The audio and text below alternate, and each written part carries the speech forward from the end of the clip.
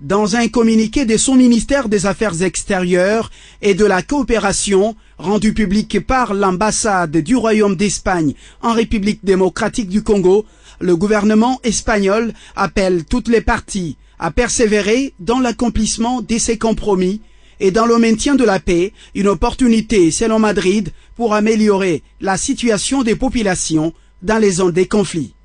Les 11 pays signataires, membres pour la plupart de la CERLE, se sont dotés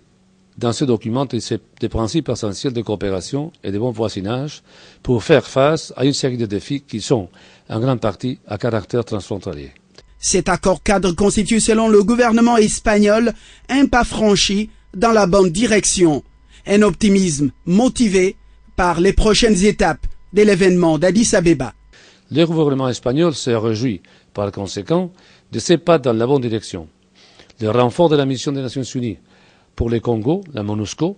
avec une brigade d'intervention et avec la nomination d'un envoyé spécial qui supervise l'application de l'accord, la médiation de la CRLG,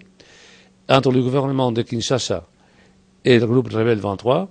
l'amélioration dans la vigilance des frontières et le renforcement de la coopération régionale dans tous les cadres sont des éléments pour la construction d'une paix et d'une stabilité durable dans cette partie de la région africaine. Madrid estime que la réforme du secteur des sécurités en RDC devrait être parmi les priorités afin de doter le pays des moyens pour lutter contre les groupes d'insurgés sur les territoires nationaux et l'appui politique de ses voisins qui se sont engagés dans le cadre de cet accord serait un atout.